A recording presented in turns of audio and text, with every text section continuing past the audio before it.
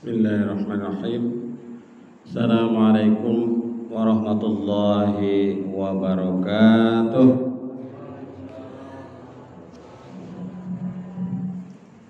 Alhamdulillahi rabbil alamin. Salatu wassalamu ala asrafil anbiya'i wal mursalin wa ala alihi wa ashabihi ajma'in.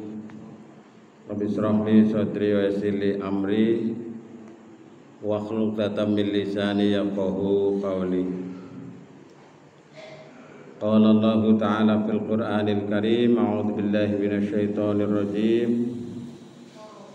Ya ayyuhan nas, inna khalaqnakum min dzakarin wa unsa wa ja'alnakum syu'uban wa qabaila lita'arafu. Inna akramakum 'indallahi atqakum. Ayat Sadaqallahul Azim. Amma ba'du. Bapak Ibu lan sedherek sedaya ingkang kawula hormati, monggo ing kesempatan minulya menika kita ngunjukaken raos syukur dumateng Allah Subhanahu wa taala. Kalian biqaulina alhamdulillahi rabbil alamin. Dene wekdal menika dalem menika kula panjenengan sami saged makepal tunggal wonten menika majelis. Mugi-mugi rawuhipun para bapak ibu kita samudayanipun tansah pinaringan ridhanipun Allah Subhanahu wa taala. Amin ya rabbal alamin. Salajengipun sholawat salam mugi tansah kunjatuh dumateng junjunganipun Nabi Muhammad sallallahu alaihi wasallam, sumrambat dumateng keluarga, para sahabat lan kaum muslimin muslimat, lan mugi-mugi kula panjenengan sami pikantuk syafaatipun benjang wonten ing yaumil qiyamah. Amin ya rabbal alamin. Wonten kesempatan menulya menika kawula badhe ngaturaken di antara prinsip Islam berkemajuan. Jadi ini salah satu jargon setelah muktamar ke-48 di Surakarta atau di Solo. Maka Islam menjadi salah satu alternatif masa depan sebagai sebuah ideologi yang berkemajuan. Nah, di antara prinsip-prinsip Islam berkemajuan, nanti saya akan menyampaikan ada 5 hal. Ya, ini saya kutip dari buku yang kemarin ngisi di Taman Kota. Judul bukunya Ciri dan Keunggulan Paham Agama dalam Muhammadiyah. Rupanya dia seorang intelektual, seorang ulama, penulis buku yang sangat produktif, udah 8 buku. Nah, kemarin kita ketemu ngisi di Taman Kota, di Darul Ulum juga. Setelah itu kemudian ke Cilacap. Ini Ketua Majelis Tabligh Pimpinan Wilayah Muhammadiyah Jawa Tengah, Dr. Haji Ali Trigiyatno MAG. Ada 5 prinsip jargon Islam berkemajuan sebagaimana pernah disampaikan juga oleh Ketua PP Muhammadiyah, yaitu Profesor Syafiq Mughni. Yang pertama adalah berlandaskan tauhid. Jadi kita berkeyakinan bahwa tauhid bukan hanya sekedar keyakinan tapi juga pengamalan. Maka kita menghindari perdebatan kalam ataupun dalam hal teologis. Ya, ini. Maka tauhid itu menjadi landasan Islam berkemajuan, yaitu tauhid yang murni, yang implikasinya atau realisasinya, konsekuensinya itu juga menyangkut kepada kehidupan sosial, ya, kehidupan bagi alam semesta. Maka dengan bertauhid ini manusia akan menempatkan dirinya sebagai makhluk di hadapan Allah Subhanahu wa ta'ala. Tauhid itu artinya adalah mengesahkan kepada Allah. Jadi ketika kita sudah mengesahkan Allah, maka tidak ada yang menandingi, tidak ada yang menyamai, tidak ada yang menyaingi, tidak ada yang membersamai dari Allah Subhanahu wa ta'ala, kekuasaan Allah Subhanahu wa ta'ala. Maka ketika orang bertauhid itu, satu, dia hanya menyembah kepada Allah. Dua, dia hanya berharap kepada Allah. Yang ketiga, dia hanya dalam semua orientasi tujuan hidupnya hanya kepada Allah. Inna sholati wa nusuki wa mahyaya wa mamati lillahi rabbil alamin. Sesungguhnya sholatku, ibadahku, bahkan hidupku dan matiku hanyalah untuk Allah Tuhan semesta alam. Nah, ini prinsip dalam bertauhid. Lalu tidak ada yang maha memberi rizki kecuali Allah. Jadi yang memberi rizki kepada kita, kepada anak-anak kita, itu adalah Allah Subhanahu wa ta'ala, bukan yang lain. Adapun yang memberikan, yang sebagai sumbernya itu adalah sebagai wasilah, sebagai sarana saja. Sehingga prinsip bertauhid ini menjadi landasan kehidupan kita dalam kehidupan sosial, kemasyarakatan, keagamaan, berbangsa dan bernegara. Bertauhid. Karena dengan bertauhid itu orang akan merasakan kesamaan derajat. Kulo kali panjenengan, kulo panjenengan sami, kalian para pejabat tinggi, pejabat teras, para pimpinan penggede-penggede sama-sama derajatnya di hadapan Allah Subhanahu wa ta'ala. Yang membedakan hanya kadar kualitas ketakwaan kita kepada Allah. Maka prinsip la ilaha illallah, tidak ada Tuhan selain Allah, ini menjadi kunci bagi kita untuk maju.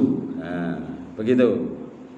Sehingga landasan kita dalam bertauhid itulah yang akan mendorong pada aspek kehidupan sosial, kehidupan ekonomi, kehidupan masyarakat, politik, dan lain sebagainya, dan lain sebagainya. Khususnya di bidang keagamaan. Maka prinsip tauhid ini menjadi landasan utama bagi kita untuk maju. Maka orang yang tidak bertauhid itu dia akan keropos. Karena ibaratnya ini adalah pondasinya. Pondasi dari sebuah bangunan, awal dari sebuah starting yang kuat, inilah tauhid. Nah, makatan nggih para Bapak Ibu lan sedherek. Lalu yang kedua, pilar berkemajuan itu yang bagaimana? Kembali kepada Al-Qur'an dan As-Sunnah. Nah, kembali jargon, kembali kepada Al-Quran dan As-Sunnah ini tidak letterlek, ya, tidak letterlek. Bagaimana sering diterangkan oleh Pak Saiful, ada pendekatan irfani, pendekatan bayani dalam memahami teks, sehingga teks hadis atau As-Sunnah, teks Al-Quran itu dipahami tidak hanya sekedar teks saja, tapi dalam konteks sesuai dengan pemahaman, sesuai dengan zauq, sesuai dengan kemampuan pemahaman manusia. Sehingga kita beragama itu menjadi lebih kekinian, nah, gitu. dengan penafsiran-penafsiran, dengan perangkat-perangkat yang didasari oleh dalil-dalil nakli dan dalil-dalil akli sesuai dengan kemampuan manusia yang dimilikinya itu. Maka kembali itu tidak semata-mata tekstual, tapi harus ada dimensi logika, ilmu pengetahuan, teknologi yang harus kita libatkan dalam memaknai Al-Quran dan As-Sunnah itu sendiri. Sehingga insya Allah kita ini nyaman. Dan karena sudah bertauhid, kemudian kita kembali kepada Al-Quran dan As-Sunnah. Maka mari bersama-sama Bapak Ibu dan saudara sekalian, kita menghidupkan kembali semangat spirit untuk mempelajari, mengkaji tentang Al-Quran itu sendiri dan As-Sunnah. Ya, kalau kemarin itu di antara upaya menjaga men tetap bahagia tekan Tuhan itu kon pada melu pengajian minimal pindo seminggu. Nah, itu berdasar penelitian dari Dr. Ali itu kemarin ya, mengutip penelitian kepada orang-orang di panti jompo. Ketika ditanya 5 faktor penunjang kebahagiaan sampai tua, di antaranya adalah karena suka gemar mengikuti pengajian. Paling ora seminggu ping pira pindo. Monggo teng mriki banyak, kita tinggal memilih. Malam Ahad tanggal hidayah anak wis gari mangkat, udu mangkat ora udu liya-liyane. Tenang bae, ora ana pendaftaran, ora ana kudu bayaran, ora ana kudu macem-macem mangkat ya. Malam Ahad terus malam Selasa teng mriki misalnya. Wis gari udu mangkat. Malam mangkene iki wonten informasi jare wonten sedekahan nggih. Nah, ini mudah-mudahan yang memberi mendapat keberkahan, yang diberi mendapatkan keberkahan dan dilipat gandakan pahalanya oleh Allah Subhanahu wa taala. Amin ya rabbal. Mudah-mudahan diberi kesehatan, kesembuhan, pulih seperti sedia kala. Allahumma dzibil ba'syai wa anta syafi syifa ala yuqadiru saqoma. Amin ya rabbal. Jadi kita ini kembali kepada Al-Quran dan As-Sunnah yang mungkin banyak ditinggalkan, khususnya oleh umat Islam yang enggan untuk kembali kepada Al-Quran dan As-Sunnah. Ini yang kedua Bapak Ibu. Sehingga romantika, dinamika, perubahan sosial, perubahan ekonomi, perubahan konstelasi politik sekalipun, jangan mengendurkan spirit semangat kita untuk tetap belajar Al-Quran, tetap kita mengkaji As-Sunnah. Ya, malam Selasa teng mriki, terus malam Kamis nang Baitul Haq, malam Setu nang aring Nikmatul, dina Ahad pagi nang aring Taman Kota. Wis gari udu mangkat, malah wingi nang Taman Kota kon madang. Nah, makan bersama, sarapan bersama ya. 1000 lebih kemarin ya. Ya orang ketang telat tekannya ya Hil. Kira-kira pas dibagi konsumsinya makat ya Hil ya. Nah, lumayan. Jadi mari Bapak Ibu, di antara perangkat kita untuk kemajuan peradaban, kemajuan dalam bidang keagamaan adalah kembali kepada Al-Quran dan As-Sunnah. Yang kedua. Kemudian yang ketiga adalah menghidupkan ijtihad dan tajdid. Jadi Muhammadiyah itu memandang bahwa pintu ijtihad itu selalu terbuka dan tidak pernah ditutup. Kalau mungkin ada yang lain yang berpendapat bahwa sekarang pintu ijtihad itu telah tertutup. Itu ada pemahaman konservatif, pemahaman tradisional yang menyatakan bahwa pintu ijtihad gue wis ora ana. setelah berakhirnya para mujadid, para pembaharu yang lalu. Nah, kita ini berkeyakinan bahwa pintu ijtihad itu selalu terbuka. Maka bagi kita secara normatif maupun tidak, ijtihad tidak pernah tertutup, terus terbuka. Tetap harus ada orang yang berijtihad. Nah, karena keterbatasan ilmu pengetahuan, keterbatasan sumber daya manusia, keterbatasan pemahaman di dalam memahami semakin berkembangnya khasanah ilmu pengetahuan yang ada, maka kemudian ada ijtihad jama'i, ijtihad secara bersama-sama, ijtihad secara kolektif. Nah, ini yang dilakukan oleh Muhammadiyah. Misalnya dalam penentuan awal penanggalan Hijriah, Muhammadiyah berijtihad dengan apa? Dengan metode hisab hakiki wujudul hilal. Pun diumumkan dereng niku. Pengumuman besok tanggal 1 Ramadan bertepatan dengan tanggal berapa? 11 Maret 2024. Sudah diumumkan kemarin oleh PP Muhammadiyah, tanpa mendahului kepada pemerintah, tanpa mengurangi rasa hormat kepada pendapat yang lain. Muhammadiyah sudah menetapkan, sudah diumumkan, bahkan edarannya sudah beredar banyak di medsos juga ada. Saya juga sudah nge-share di beberapa grup yang mungkin Bapak Ibu sudah mengetahuinya. Nah, ini kita jadikan pedoman. Nah, ijtihad yang lain juga banyak ya, termasuk kita ini sudah mempelopori pembaharuan di bidang pendidikan pada awal tahun 1900-an.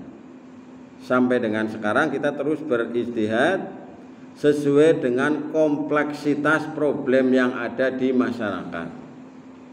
Maka Bapak Ibu dan sekalian, ikuti terus kita perkembangan-perkembangan, pembaharuan-pembaharuan untuk memandu kita dalam menyikapi persoalan-persoalan yang ada di masyarakat.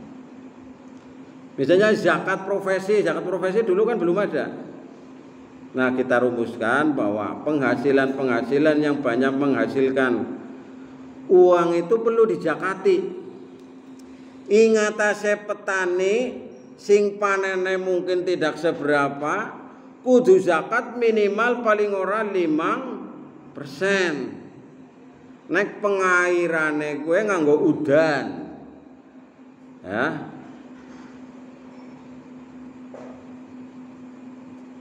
atau pengairan yang bebas. Nah,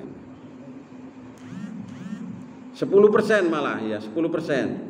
Nah, kalau pengairan menggunakan air yang irigasi karena menggunakan sarana, menggunakan fasilitas atau kadang bayar, urunan dan lain sebagainya, ini 5%. Nah, ini petani 5%. Jadi nek panene kue 10 ton, berarti 5%-nya pira gue? 10 ton. 5% dari 10 ton berapa? 5 kintal ya? Nek 10% dari 10 ton berarti sekintal ya. Jakate niku, Pak. Lah terus ingat hasil profesi-profesi misalnya notaris, dokter dan lain sebagainya, sedina bisa oleh sekintal, sedina bisa oleh 2 kintal misalnya. Ya sedina, Pak tani niku kan paling ora setengah tahun misalnya. Nah, itu tiap hari mendapatkan uangnya sedikit. Kok ora dijakati? Maka kemudian diadakan rumusan bagaimana supaya orang yang sudah memenuhi batas haul dan nisab sesuai dengan petunjuk Allah dan Rasulnya dikenai zakat. Maka kemudian muncullah yang namanya zakat profesi. Zakat profesi tidak diakui oleh teman-teman kita yang berpaham kepada langsung itu. Zaman Nabi nggak ada zakat profesi. Zakat profesi itu bid'ah. Mana itu yang pribadi? Muhammad dia berani. Ini antara lain. Kemudian di bidang yang lain, ya, pembaharuan dalam pemahaman menjawab tantangan zaman. Misalnya dalam menghadapi masailul fiqhiyah, persoalan-persoalan fikih. Misalnya apa? Pencakokan organ tubuh. Ana wong organ tubuhnya misalnya ada yang rusak, tidak berfungsi, kemudian harus dicangkok atau harus diganti.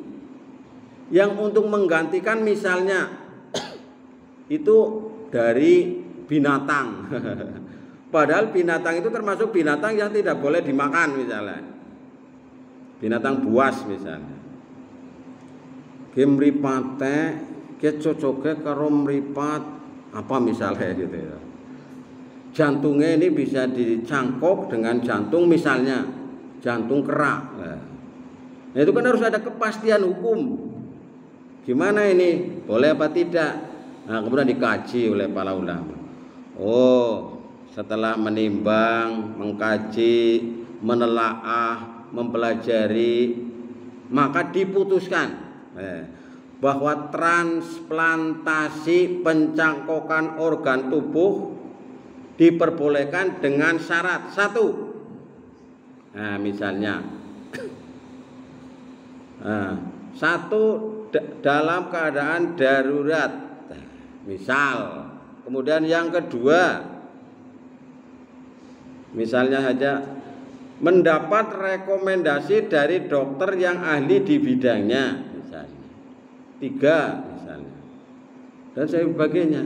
Nah, ini kemudian melahirkan.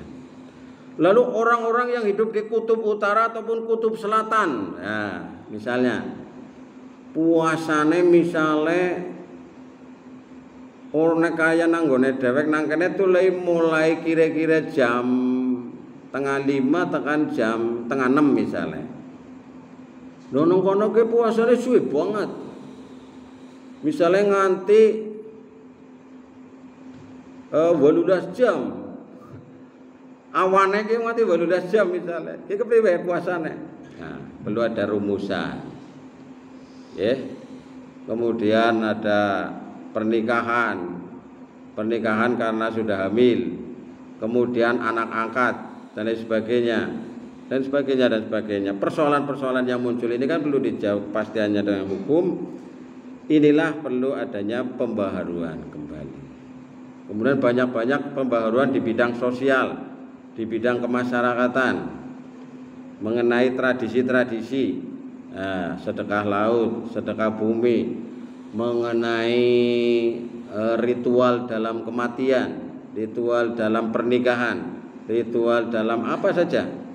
Nah, semuanya dikaji, disesuaikan, dikembalikan kepada Al-Quran dan As-Sunnah. Dan kemudian kalau tidak ada dalam Quran dan Sunnah secara tekstual, itu dikaji melalui ijtihad. Nah, sekarang ada majelis khusus yang menangani masalah ini, hukum Islam, yang disebut dengan majelis tarjih, ya. Majelis tarjih dan tajdid PP Muhammadiyah. Nah, ini yang ketiga Bapak Ibu. Nah, yang keempat ini mengembangkan wasatiyah. Jadi pertengahan. Kita ini umat yang pertengahan. Umat yang istilahnya radikal sekali tidak, kemudian tradisional juga tidak. Kita sedang-sedang, ya, di pertengahan. Maka harus dipertahankan kewasatiyahan ini, jangan sampai terseret ke kanan menjadi ekstrim kanan, kemudian juga jangan sampai terseret ke ekstrim kiri. Nah, ini yang meremehkan syariat. Jadi tidak terlalu liberal tapi juga tidak konservatif. Ya, maka di Muhammadiyah ini sebenarnya Kita ini paling nyaman begitu ya. Jadi tidak ada istilah kita ini yang radikal-radikal dalam kehidupan sosial masyarakat. Maka Muhammadiyah ini menghadapi situasi politik seperti apapun tenang-tenang saja. Jangan bisa mengamati sekarang Muhammadiyah itu dalam gejolak politik yang sekarang luar biasa panas ini, Muhammadiyah tenang-tenang saja. Ya. Tidak begitu terguncang oleh situasi politik. Karena politik itu syahwat kekuasaan. Nah, kita mengembangkan yang namanya Islam wasatiyah, Islam yang pertengahan atau moderat.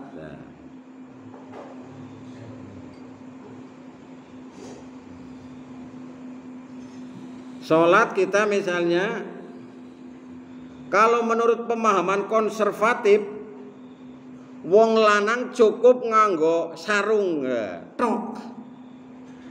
Jadi nek Mas Slamet ada nang kene karo sarungan tok, terus sholat nganggo sarungan tok, sah napa mboten? Sah.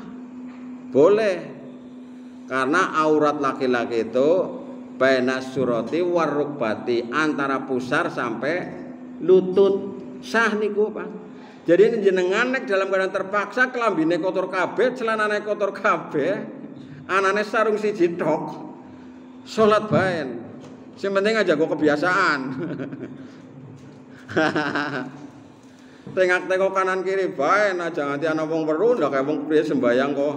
Itu sah, Pak, secara fikih, secara tekstual. Sesuai hadis Nabi niku sah, boleh. Sarungan trok, koloran trok, utawane nganggo kathok komprang, kathok pencak.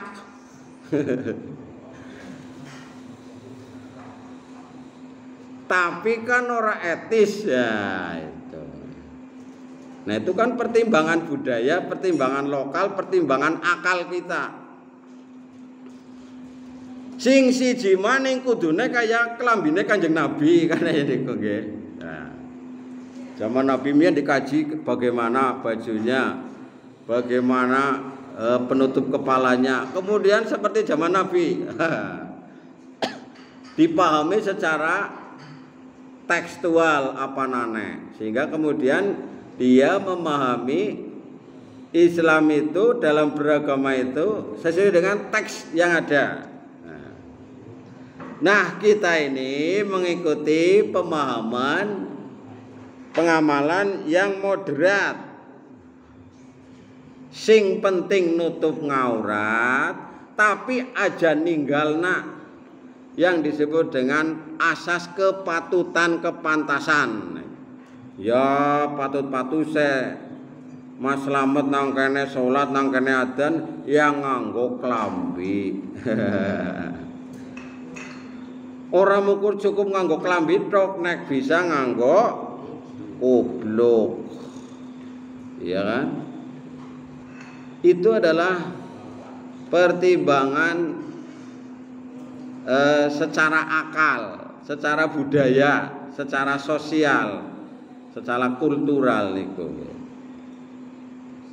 Maka disinilah kita pentingnya menyikapi segala sesuatu itu jangan terlalu ekstrim, tapi jangan terlalu kolot begitu. Ya sedang-sedang baik. Dalam beragama itu begitu. Nah, ini yang keempat Bapak Ibu. Jadi mengembangkan Islam wasatiyah, moderatisme, moderat. Berorganisasi. Itu kan pemikiran yang dulu tidak ada. Yayasan itu kan dulu enggak ada. Zaman Nabi. Nah, pemahaman kita secara moderat dalam memahami surat Ali Imran ayat 104 misalnya.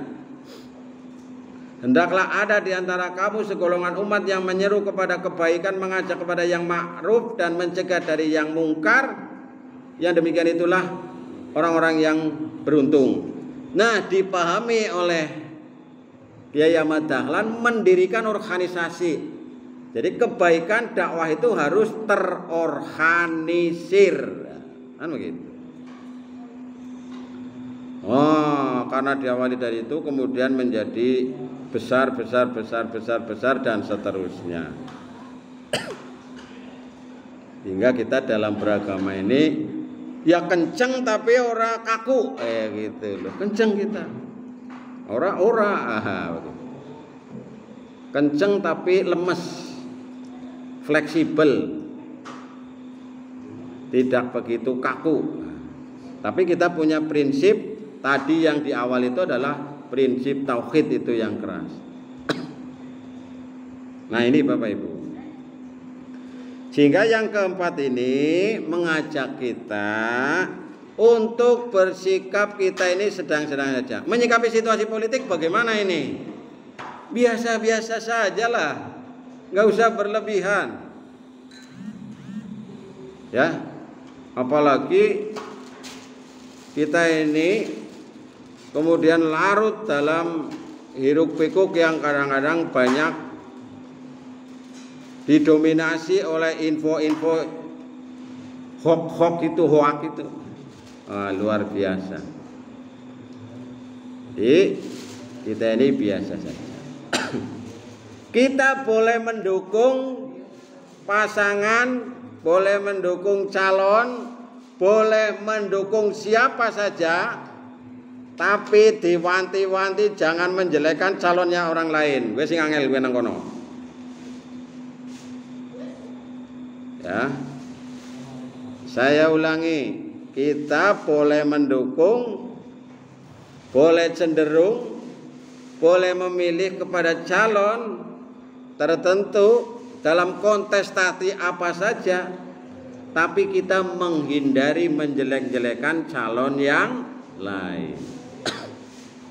Gue sing angel gue, sing akeh gue golek maring pilihane gue berlebihan, terus golek ngelek-ngelek liyane juga pol-polan. Nah ini masyarakat kita ini, sehingga saya mengajak kita jaga situasi kondusivitas dalam menghadapi situasi politik. Karena tahun 2024 ke sini politik mengkobar pemilu pada tanggal 14 Februari 2024 mengkona pemilu maning naik 2 putaran. Putaran 1, putaran kedua gue anu kepriwe akeh sing ora paham. Jadi karena putaran kedua barang ngesubsi pilihan apa gue akeh sing ora paham. Jenengan ditakoni caleg men dadi kepriwe men uli pira ora bisa ora. Nerangnake kepriwe men caleg bisa dadi uli pira kudune sepira ben ora ngerti. Nah, maka keterbatasan pengetahuan kita ini kita mengurangi intensitas dalam hal-hal perkara yang kita belum paham. Nah, begitu.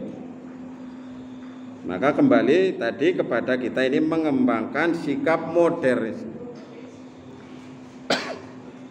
Maka saya sekarang mengamati banyak sholat Jumat, imame khotibe sing nganggo batik. Siki mulai akeh tekamati. Di masjid-masjid kita ini orang kaya mien kudu nganggo baju koko. Ujare baju koko sunah Rasul. Kudu nganggo kopiah, kupluk ya. Padahal Nabi orang nganggo kupluk ya. Apa tumon peninggalannya Nabi Muhammad kupluk ireng aja ya. Orang nana. Tapi bisa-bisa kayak wajib kok ya. Nah. Maka ini dinamis ya. Pemahaman kita dalam beragama. Nah, yang kelima menunjukkan sifat rahmatan lil alamin. Apa? Rahmatan lil alamin. Rahmat bagi seluruh alam. Islam kuwe teka maring alam dunya lewat Nabi Muhammad niku wa ma arsalnaka illa rahmatan lil alamin. Tidaklah aku mengutus wahai Nabi Muhammad untuk menjadi rahmat bagi seluruh alam. Nah, kita ini berusaha mewujudkan, mengimplementasikan konsep rahmatan lil alamin ini dalam semua aspeknya. Nek anak ketekan sing kaya gue mau, masyarakat jadi tercerahkan, jadi terbantu, jadi apa ya, terayomi dan seterusnya. Contoh kecil sing membegitu nglakoni saya dan teman-teman, contoh cilik. Muhammadiyah hadir ketika ada proses ya, mulai dari A sampai Z. Tadi malam mungkin panjenengan banyak yang tidak ikut ya, yaitu proses perawatan jenazah 3 orang yang wafat. Jadi itu terjadi kecelakaan di Jatilawang, 3 orang sekaligus meninggal. Inna lillahi wa inna ilaihi raji'un. Telu Pak, aku krungu nganti saya itu di grup santri tanya saya berkali-kali, gue sing ninggal loro apa telu? Kayak gitu, loro apa telu? Soalnya di atas diberitakan innalillahi wa inna ilaihi raji'un, telah meninggal dunia ayah, ibu, anak. Nangis sore maning anak tulisannya, anak videone, alhamdulillah 1 anak selamat, patah kakinya, patah gue tugel, ucul. Nah, saya lihat videonya itu, saya punya video yang detail sekali, saya punya, tapi nggak saya share untuk sendiri saya. Luar biasa, nangis Pak kalau lihat itu Pak. Ada orang yang lewat pas setelah kejadian itu sambil di video sikil nang belang kana, wah nang belang kana apa potolan-potolannya Pak. Itu. Sehingga tadi malam ketika dimakamkan itu tanya kepada saya sama Pak Lurah itu, ki anak reseknya kepriwe ki dibuka ke ora? Begitu. Oh, itu mungkin apa potongan-potongan itu. Wih dikubur apa dikubur? Nah, dan menurut informasi itu dari sopir itu ada beberapa bagian yang tidak ketemu. Nah, mungkin saking jauhnya atau ketelindas atau apa karena kita ini. Nah, kita hadir Pak. Nah, ambulan PKU datang. Kemudian MDMC mengawal. Ya. Kemudian itu ada 2 ambulan tadinya. Ambulan PKU Muhammadiyah dan ambulan dari PMT Surya Utama mangkat ngana. Sing kurang siji jebule. Dulu ternyata telu mangkat maning. Ambulan dari Desa Mulyasari. Mulyasari kan punya ambulan itu, mangkat. Telu Pak ambulan. Sampai di Jatilawang, kemudian ditangani dibawa ke Rumah Sakit Banyumas, Siaga Medika. Mengawal. Maka saya tahu informasi detailnya dari situ. Kepriwe Mas Dafa kabare wis tekan ngendi? Oke wis tekan Siaga Medika, Delamaning Bali, ya, ngirim berita dan sebagainya. Nah, ini kita berusaha yang berpartisipasi sebisa mungkin yang kita lakukan untuk membantu yang kita bisa. Menjadi rahmat, menjadi manfaat, menjadi penyemangat bagaimana. Begitu tiba sekitar pukul berapa itu ya? Sekitar pukul 22 itu. Jam 10-an ya Hil ya. Kita jam 10 atau tengah 11 itu datang. 3 ambulan Pak. Nangis Pak. Wong siji ambulan gawe wis nerangsang nggih, 3 ambulan teka bareng. Nah, kemudian pelepasan. Pelepasan siapa? Ketua ranting yang melepas. Kita hadir di situ. Kemudian dibawa ke masjid, disolati, kita juga ikut. Ternyata nggak ada imamnya. Imam-imam itu banyak teman-teman salafi, nggak ada yang mau maju, ya udah saya. Kemudian dimakamkan. Nah ini kita hadir pada persoalan-persoalan yang sekecil ini. Hari Kamis kemarin kita juga hadir. Apa resik-resik? Hal sing sepele. Resik-resik nang ndi? Nang Teluk Penyu. Ora nang kene ora Teluk Penyu, Pak. Diminta kita dari Kodim kalau nggak salah untuk bersih-bersih dan penanaman di Teluk Penyu. Mangkat Pak. Termasuk anaknya Pak Saiful itu, Pak Faiz. Nah, kayak saya tuh mungkin nggak bisa yang begitu ya, orang telaten, orang tekun. Si kurang maning tekan ke taman ngesukar pengajian ya nek bisa diresiki. Resik-resik maning nang taman wingi dina setu. Ana bocah, ana wong 100, Pak. 100. 100 ya. Nah, yang seperti itu kadang-kadang kita dari teman-teman yang seperti ini jane ya orang kepengen dialem, orang kepengen apa? Karena apa? Kita ingin berbakti, ingin memberikan yang terbaik sesuai dengan kemampuan kita. Bahkan kemarin lazismu ketika Ahad pagi itu memberikan pirang bungkus pakiran wingi 40 bungkus ya. Luar biasa kita. All out kita untuk berusaha mewujudkan apa? Rahmatan lil alamin. Muhammadiyah ora butuh dialem, ora butuh dipuji. Nah Muhammadiyah wis pokoke diomahi anu wis bola-bali, dikritik anu wis jadi jambalane. Men wis urusane karo Gusti gelem-gelem memang kata ado-ado maring Cilacap. Sedina metu mbok karing Cilacap. Nggo kerja nggo embret sule akeh. Mereka punya pemikiran yang lain yang beda dengan kita. Nah, ini salah satu aspeknya sehingga kita harapkan kita ini menjadi pilar utama, menjadi rahmat bagi seluruh alam. Sehingga kita ora kemajon tapi istilahnya ora kemunduran, cara istilah Dr. Ali gue. Men wong-wong kula panjenengan sami gue ora kemajon gue keteronjogen ngana. Memahami ngibadah teks plek sesuai dengan yang ada, ora dipahami secara tafsiran-tafsiran burhani, irfani dan seterusnya. Yaitu hak mereka, tapi kita tidak. Maka supaya kita ini memiliki sifat yang demikian itu, satu, gemar membaca dan menulis serta melakukan riset, bukan gemar ngerumpi dan maido orang lain. Ini nasihatnya di sini. Aja senengannya maido. Ya, dan apa sih maido? Nomor 2, pandai memanfaatkan dan mengisi waktu dengan hal-hal yang berguna. Pandai memanfaatkan waktu dengan hal-hal yang berguna. Nah ini. Kemudian yang ketiga, terbuka dengan pemikiran baru dengan tetap kritis dan selektif. Buka kalau ada pemikiran baru, usul-usul baru, kita terbuka. Maka kita terus berinovasi. Ya. Bergembira dalam beramal soleh. Nah, kemarin di taman kota itu cara istilah Dr. Ali ya bisa benar bisa salah istilahnya kan. Wong mati kok urung wakaf kowe cara bahasane Ali kowe Ustadz Ali. Matine apa?